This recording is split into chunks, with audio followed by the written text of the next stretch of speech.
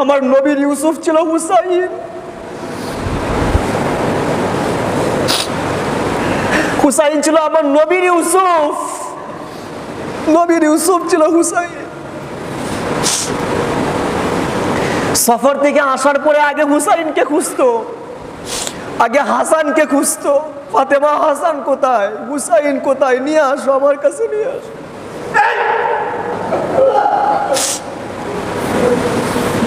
নবী তাদেরকে কুলে নিতেন, বুকে নিতেন, ঘ্রাণ নিতেন, মুখের মধ্যে জিহ্বা ঢুকিয়ে দিতেন, আমার হুসাইন, আমার হাসান। জয়নুল আবিদিন হুজুর পাক কারবালার পর থেকে বাকি 35টা বছর পৃথিবীতে জীবিত ছিলেন, কিন্তু 35টা বছরের মাঝখানে একটা দিনও একবারের জন্য মুচকি হাসি দেন নাই। ওনাকে জিজ্ঞাসা করা হতো, আপনি রাতের বেলায় ইবাদত করেন, দিনের বেলায় রোজা রাখেন, আর মাগরিবের টাইমে হাও মাও করে কান্নাকাটি করেন কেন?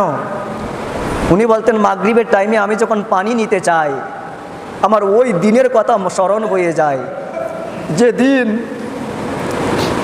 আমার সামনে আমার পরিবার পানি চেয়েছিল কিন্তু দেওয়া হয় নাই। হযরত ইয়াকুব আলাইহিস সালাতু ওয়াস সালাম ইউসুফকে হারাইছিলেন। ইউসুফ, কিন্তু ইউসুফ জীবিত আছেন এটা ইয়াকুব নবী জানতেন। ইউসুফকে হারায়া ইয়াকুব আলাইহিস সালাতু ওয়াস সালাম একটানা 36টা বছর কান্নাকাটি করেছেন, অথচ উনি জানেন ইউসুফ পৃথিবীতে আছে। তারপরে ইয়াকুব আলাইহিস সালাতু ওয়াস সালাম কান্নাকাটি করতে করতে চোখের মধ্যে ছানি পড়ে গেছে। ইমাম জয়নুল আবেদিন হুজুর পাক বললেন, আমার নবীর ইউসুফ ছিল হুসাইন। হুসাইন ছিল আমার নবীর ইউসুফ। নবীর ইউসুফ ছিল হুসাইন। সফর থেকে আসার পরে আগে হুসাইনকে খুঁজতো, আগে হাসানকে খুঁজতো। ফাতেমা, হাসান কোথায়, হুসাইন কোথায়, নিয়ে আসো আমার কাছে, নিয়ে আসো।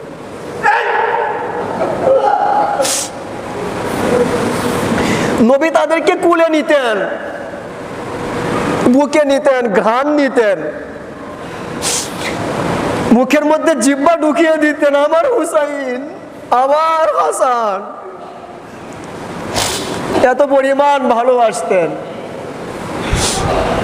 নবীজি নামাজ পড়তেন, সিজদারত অবস্থায় হাসান উপরে উঠতো, হুসাইন উপরে উঠতো।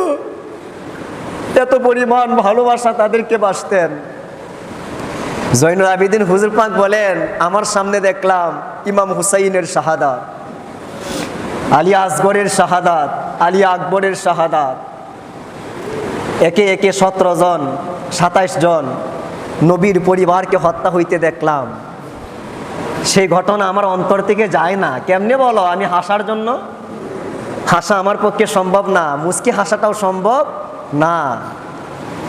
যারা আশেক তারা মহরমে এত আনন্দ করে, কথা বলেন, করে না।